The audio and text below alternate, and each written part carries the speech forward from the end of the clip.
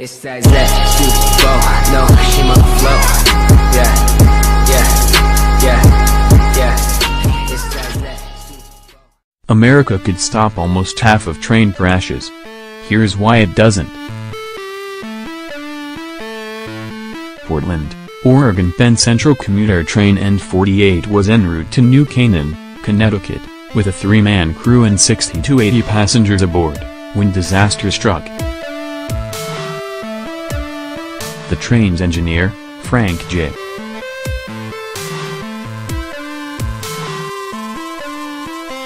Bojarski, inexplicably ignored an order that should have prompted him to stop the train at the crossing and yield to another train, N49, headed in the opposite direction.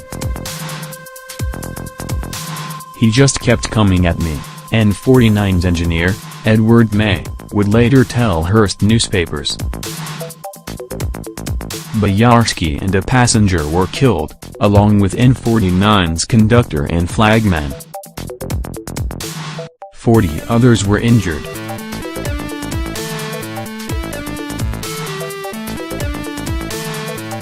It took 5 hours to cut May out of the wreckage.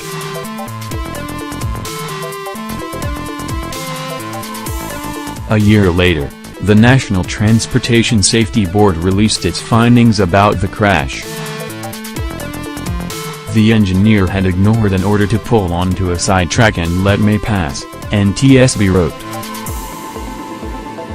A copy of that order was found on Bojarski's body. Among NTSB's recommendations aimed at preventing another tragedy were to study the feasibility of a form of automatic train control.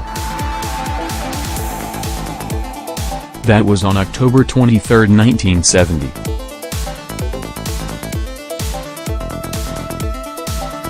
Nearly a half-century later, what's now known as positive train control has yet to be activated on most passenger rail lines across America. If an engineer doesn't slow down at an upcoming crossing, curve, or obstacle, PTC kicks in and stops the train. Some 40% of all rail accidents are caused by improperly lined switches or human error, by an engineer distracted or literally asleep at the switch. PTC is on most rail lines across Europe, Japan, and even in large swaths of relatively poor countries like Mozambique and India. But in America, only patches of the rail network have track control.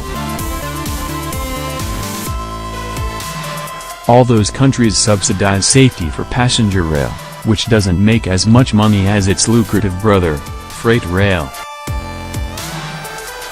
The United States subsidies for passenger rail are minuscule by comparison.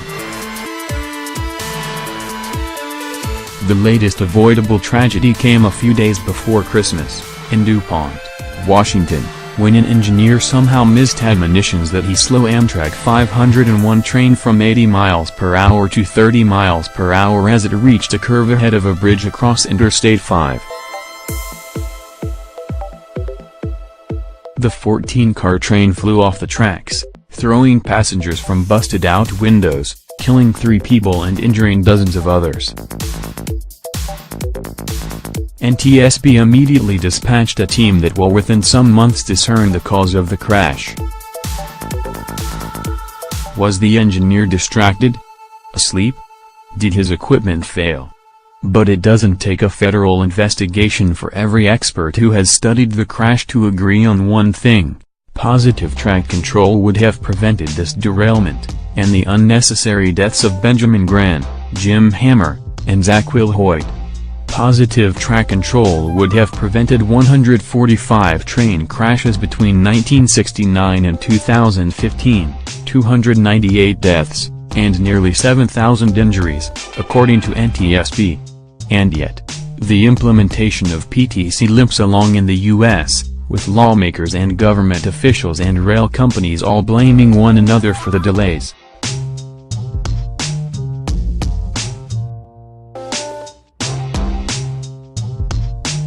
NTSB's 1970 recommendation was largely ignored, thanks in part to a defiant response from the Federal Railroad Administration, which called the frequency of accidents due to incapacitated engineers so very small that the installation of an expensive system wouldn't be worth the investment. Automatic train control had been installed on sections of the Northeast Corridor rail line since the 1930s, but it enforced the speeds at signals, not at curves. In Europe and Japan, governments began deploying similar technologies beginning in the 1950s. Years after NTSB called for it, in 1987, Burlington Northern deployed a system of 17 locomotives on 250 miles of tracks in northern Minnesota. The system worked fine, Stephen Dittmeyer, the railroad's former head of research and development, told the Daily Beast, and NTSB added track control to its most wanted list of transportation safety improvements in 1990. The trade group ordered the study destroyed, Dittmeyer says. Burlington Northern's train control enamored chairman retired in 1991, and his successor shut down the project, Dittmeyer said. PTC went into hiatus for the better part of the decade, he added. In 1993, the Association of American Railroads put together a study laying out their business case for PTC. Railroads would save fuel and labor costs, traffic control would work better, and the system could monitor the health of locomotives.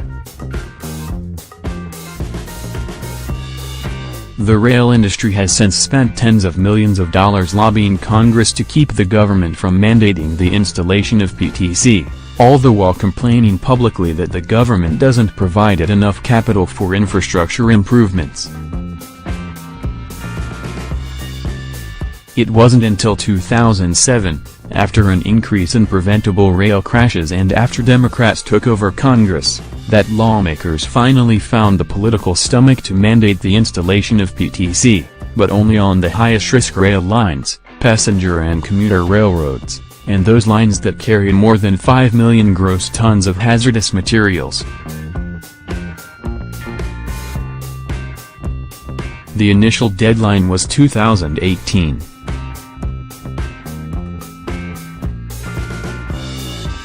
A 2008 crash in California inspired lawmakers to push that up to 2015. But the railroad successfully lobbied for a 3-year extension, back to 2018, with an option for 2 more years to get the job done, if railroads met certain stipulations. Ironically, PTC was installed on the rail line of last month's Amtrak crash in Washington state. It just hadn't been activated yet.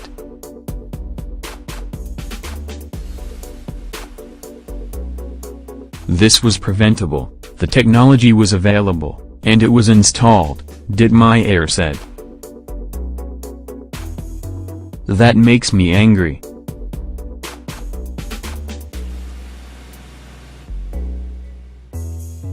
While Amtrak owned the train, a local agency called Sound Transit owned the tracks, which it purchased from freight operator Burlington Northern Santa Fe.